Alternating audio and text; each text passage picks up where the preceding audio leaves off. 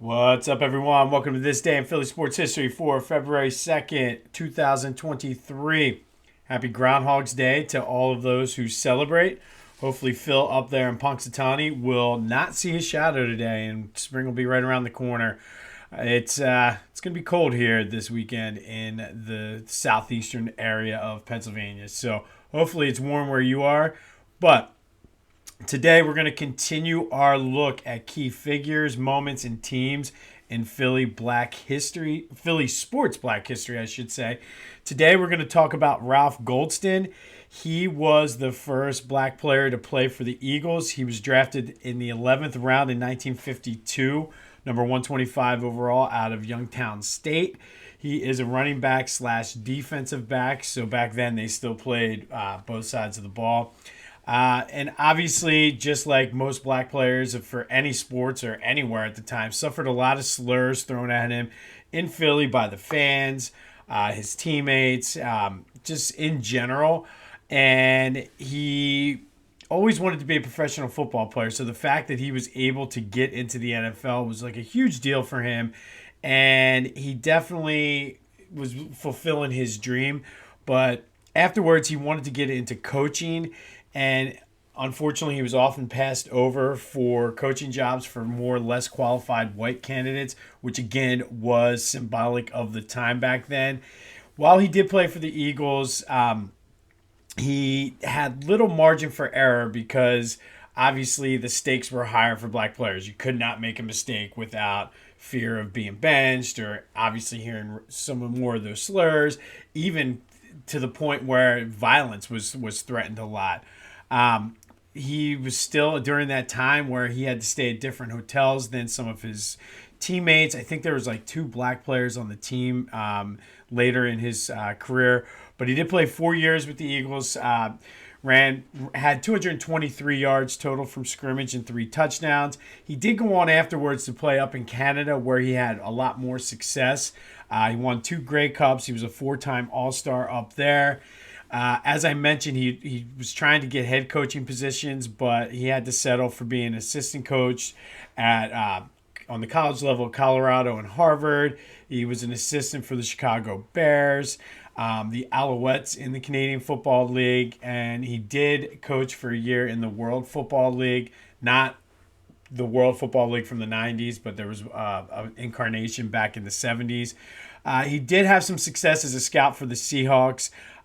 But he did help pave the way for a lot of black players on the Eagles as well as the NFL, being one of those initial.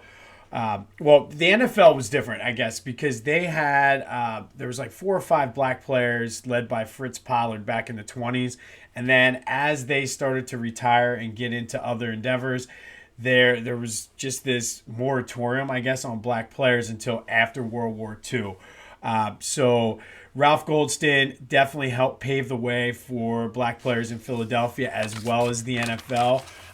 So again, my mission this month is to get some of these names out there that you may not know and celebrate them for their contributions and their legacies because they deserve to be celebrated. So today we shout out Ralph Goldston, who was the first black player for the Eagles and enjoyed some success up in the Canadian Football League. All right. Our daily Eagles update. We have a couple. Obviously, the big story has been all week the Kelsey brothers, and to me, it's hard to believe that this is the first time that 2 brothers have played against each other in the Super Bowl. We know the Harbaughs coached against each other, but in the long history of the Super Bowl, it's hard to believe this is the first time. And we were talking. I have a text chain with a couple of my buddies, and we were saying it's just very rare and odd that not only are there 2 brothers playing, but they're both Pro Bowl and arguably right now the best at their position in the NFL. So something interesting. Their mom was on the Today Show yesterday. It was pretty funny. Like she was telling some stories about them. And when they asked her who she was rooting for, she was like the offense, which was I thought was just a great answer since they're both on the offensive side of the ball. Sixers got their revenge last night on the Magic 105-94. Just a very solid workman-like effort from Joe and James, and that was a good bounce back for them. They take on the Spurs tomorrow night. But today we're going back to February 2nd, 2022, or 2002. Lots of twos in there.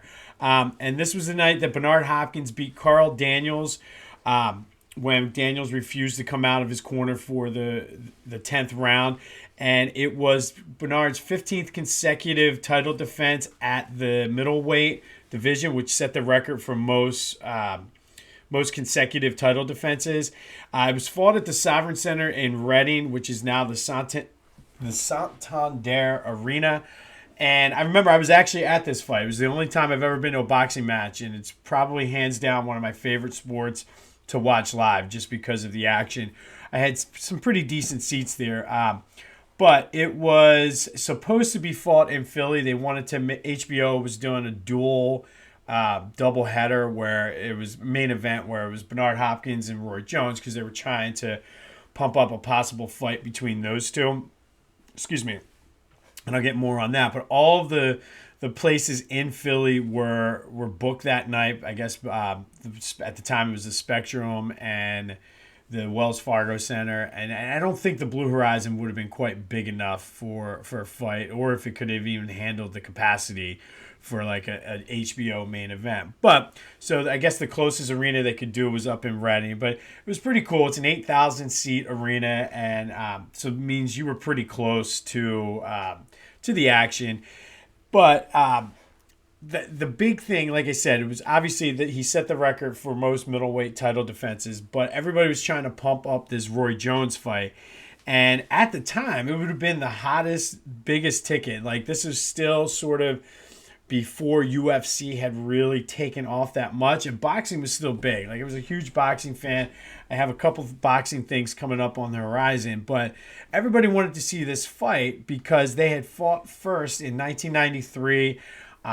Roy Jones had beaten Bernard Hopkins, and he was just a different fighter. Like, he had grown as a man, grown as a fighter, and like he became one of the best in the world at this time.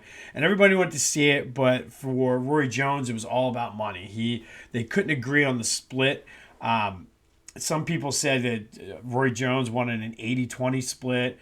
He was publicly saying 60-40 because it was pretty. You saw the interview after the end of the fight. They had Bernard Hopkins and Roy Jones like talking to each other on HBO and arguing. Roy Jones was just talking over, like typical boxing press conference things. But it would have been a great fight if they could have just agreed on that money, because at the time Hopkins was 41-2 with 30 KOs. Roy Jones was 46-1 with 37 KOs. His only loss at that time was that questionable.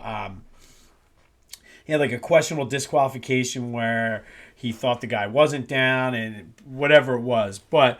It just was a missed opportunity, and obviously they would end up fighting 7 years later in a fight that at that time, 7 years later, nobody wanted to see. Hopkins, it was a boring fight. Hopkins won by decision. I think it was a unanimous decision at that point too. And it's just a shame that the egos got in the way. And I shouldn't say egos. It was Roy Jones' ego. This is a Philly podcast. Bernard Hopkins is a Philly fighter. Roy Jones was a dick in this whole predicament because he was scared. But we won't get into that. But on this day, back in 2002, Bernard Hopkins beat Carl Daniels for his 15th consecutive middleweight title defense. Hopefully, the HBO was hoping to set up that Roy Jones fight, but we didn't get to see it until 7 years later when both fighters were completely washed up. But it is what it is. I will have more on Bernard Hopkins as the year goes on, just different fights here and there, because he did have a lot of big fights in his career. Big Philly guy. Also, shout out to Ralph Goldston, the first black NFL player for the Eagles. Like I said, we want to make sure we're keeping his legacy alive and getting his name out there and educating you on what he was able to do. Big win for the Sixers. Go have yourselves a Thursday. Until next time, don't drive angry.